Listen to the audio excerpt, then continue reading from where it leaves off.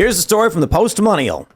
DOJ announces multiple indictments against whistleblower who alleged Biden received payments from CCP-affiliated individuals. I love this story because it's kind of obvious.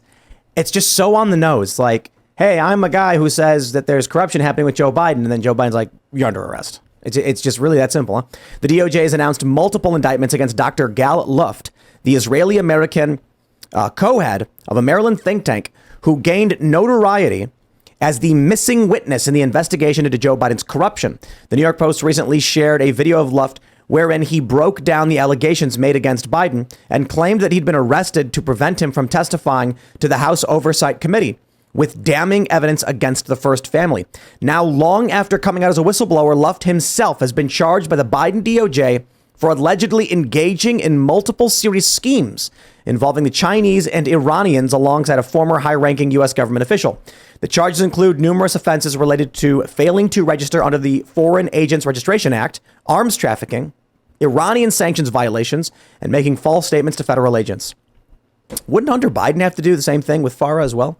But I don't know if there's more to this story or what's going on. I don't know if you have a bigger view of this, Natalie. Sure. Well, there is nothing more hypocritical than coming after him for not registering with the Foreign Agent Registration Act. As someone who has read Farah too many times, I joke I'm probably the only American who frequents that website. Hunter Biden's name is never on there, even though it should be, not just for China, but also for Ukraine, also for Iraq, also for Russia, you name it, the list goes on. But it's important to remember that this is just one of several whistleblowers. If you remember James Comer, who's leading these investigations for the House, he said that there were about 10 whistleblowers. 7 of them, they don't know what happened to them. They just couldn't find them. Ooh. 2 of them had been indicted. And the other, if you remember, he was giving an interview, I think it was on Fox, and he's like, we think they may be dead.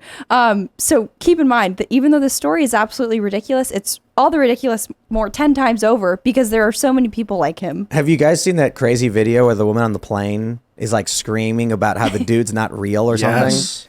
I don't know what that was all about. I read something where she said, like, apparently people were like, she claims the guy winked sideways or something like that. I have no idea. But I was watching that, and after just seeing all of these different conspiracy theories, at this point, I'm like ready to believe her that like a lizard person was on the plane. I'm kidding, by the way. but what I mean, I bring it up because you hear the story and it's like, well, some of the whistleblowers may be dead. We don't know where these ones are. This guy's being criminally charged after calling out the Bidens and, you know, accusing them of corruption. And I'm just like, yeah, it's probably true. Like the Bidens are doing this and they're panicking and frantically trying to cover things up. Because what's the simple solution here? That all of these whistleblowers, witnesses, every story, every video, every claim, every text message, it's all part of some Russian plot to discredit the Bidens? Sorry, probably not the case. It's so bold and it's so in your face. And I think it sort of proves in some ways the guilt of the Biden family. What I mean by that is that the same family that is so willing to issue indictments against people who are obviously calling the whistle, calling them out for their actions with hard, cold facts, real evidence. Of course, they would be bold and brash enough to take money from the Chinese Communist Party while Joe Biden is in office and think they could get away with it. I think it just shows you the mindset of this family and, frankly, how offensive it is to the American people that they think that they can get away with doing it and that people like us are dumb enough to just, oh, he's crazy. To be fair, though, like, imagine what it must be like to be in the Biden family and you're getting all this negative attention and they're going like, the Clintons did it. Yeah. Why are you mad at us? Like, you know, we're just following an American tradition. Right. Yeah. How can you take away our culture from us? This is our right as your elite. I don't understand. Yeah, the Clinton Global Initiative and the Clinton Foundation, all that good stuff. Yeah. I think that the Bidens were looking at that level of influence peddling and Joe being fairly incompetent. I mean, to be fair, like fairly competent. He's made it pretty far. He was a senator for a long time. He was in politics for 50 years. So he's not completely bad at what he does. But he's not on the Clinton level. You know, Hillary Clinton, she's a special kind of witch. You know what I mean? Like she was able to pull it off. Congratulations to her and all of the awful things she did.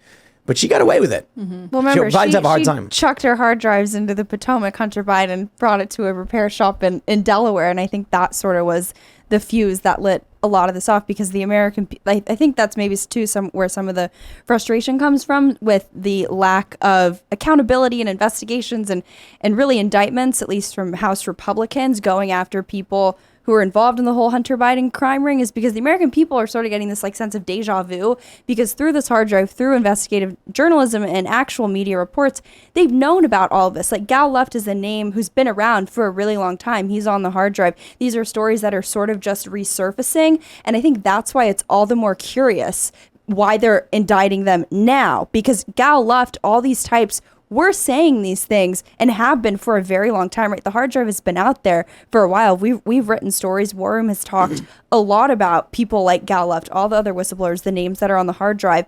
So I think it's curious. It's like, why now? I think that same logic applies to why are they going after Hunter Biden on taxes now? Like, what's the timing? Well, I got to ask for clarification. You said she threw her hard drives into the Potomac. Considering how crazy the story's been, was that literal, or you just mean figuratively? I guess I'm metaphorical there, but my point is, because she had them smashed with the phone smashed with hammers. I guess it's too euphemistic to say they threw it at the. I'm sure. They're going to come up and be like fact check. I'm sure that at least one technological device that belongs to the Clinton family has been thrown in some capacity into the Potomac. I will go on the record with that. I think it's a fair assumption. What we do literally know is that the hard drives were purged with bleach bit. Yeah. And aides for the Clintons smashed phones with hammers to try and get rid of. It doesn't do anything, by the way. It's like the stupidest attempt at getting rid of data. But yeah, I mean that's exactly what they did. So I wonder if the bigger issue with the Bidens is that they're just sloppy, inexperienced, and incompetent when it comes to being corrupt. And I think there is a lack of discipline there. Crack, we'll do that. Yeah, you think that's it? Yeah. Lack of familial leadership and crack cocaine really just ruins your ability to be a completely corrupt family. I mean, we know in early June, Anna Paulina Luna tweeted about this FBI.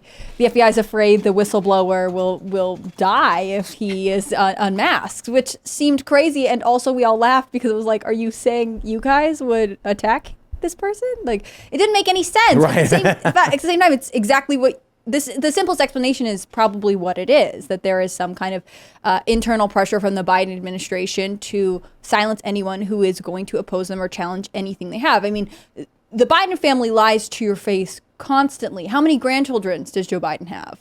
Because he just pretends one of them doesn't exist. Yeah, well, we don't talk about that one. Not allowed to use the last name, therefore not real. I mean, the Hunter Biden's daughter, illegitimate kid or something. Yeah. Sorry, kid. Was it a prostitute? It's a prostitute. He then tried to lie about he had her. He hired her to his foundation. Then he denied it. There was a paternity test. They just settled their child support case, and one of the stipulations that he had was this child cannot use my name. I will pay a certain amount of money for it, but I will not acknowledge it anyway. Did that? That's like old monarchy tactics. They don't want to. It's crazy. So that's how the Biden family views themselves, that you are supposed to accept that even when it's completely confirmed that something is wrong, you're supposed to ignore it because they asked you to.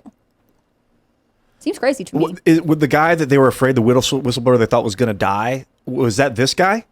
They were like, we got to hide his identity because we're afraid he's going to get killed. Is that the guy? I don't think they clarified on that whistleblower. He was just one of the 10. They said they were worried if the identity of the whistleblower got out, they would die. Sometimes the cohesion on the messaging from our Dear House Republican friends, not always on the same level. Sometimes there's some confusion about who they're talking about, but that had to do when they were unearthing new evidence about a whole pay-for-play scheme that had to do with Romania. It wasn't explicitly linked to that pay for play, because there's a lot of pay for play, there's a lot of countries, there's a lot of people involved. But I also think to your point, why we've seen so many whistleblowers, especially on this front, and this again is me speculating, but the whole Clinton operation, I think, was very seamless and well run, in the sense that the people who were in it was a tight ship. With the Biden regime, what they were doing, it seems like a lot of these people, it wasn't so much ideological. They were just in it for the money. And you can see that on the hard drive. You can see that in the emails. It was just, we have a chance to exploit the vice president's son. And I think that's why you've seen a lot of these people sort of turn on the Biden family now, those that haven't been dissuaded by stories like this. And I think that might be why they're actually trying to come out so forcefully, because they know deep down the people like Eric Schwerin, the Devin Archers of the world, basically all of Hunter Biden's, Yale classmates and peers and roommates, they were just on the money team, right? It wasn't like, oh, we want to spread democracy abroad. We want to do whatever the Uniparty wants to do and all these kind of, no, they just wanted to turn a profit. And those people, I think, are very easily turned with the threat of, oh, well, you're going to spend the rest of your life in jail if you don't tell us. So that's why if you do read through the headlines. Like, a lot of these people behind the scenes have been complying with either off the record or on the record interviews with Congress, but it's sort of a painful process, I think, time-wise, to let let it work itself out. My view of the Biden family is like, it's like Arrested Development. Yeah. For real. You know, like Biden sits down with Hunter and he's just like, "What did you do?" And he's like, "Dad, I was smoking crack. I don't remember." This is so much. It's like the age hilarious of the to internet, watch. because the Clintons didn't have the internet. The internet didn't exist back then, really. Now it's all just people are finding it. People are finding out what's happening if this has gone on with the Especially since Clintons. he recorded himself. Yeah, Hunter in particular. saying I'm in business with the effing spy chief of China. But to your point, you know, the Axios story that they had come out today where they're like, Joe Biden is Mr. Strongman. I just pulled that up. Right, screaming at everyone. I would love, again, I'm sure it's not true. He's like the old man in The Simpsons screaming at the cloud. I don't think he knows what's going on. Mood swings are part of Alzheimer's. Sure, though. I don't right? want to give out bad medical information. I do No, think that that says part it of it. in the article. Dementia. Oh, really? I I think they didn't mentioned read it. it. Yeah. Imagine though, take that story at face value. Imagine how he would be screaming at Hunter Biden. Thanks for watching this clip from the Timcast IRL podcast. Hang out with us live Monday through Friday at 8 p.m. and become a member over at timcast.com for uncensored, members-only shows exclusive. Thanks for hanging out, and we'll see you all next time.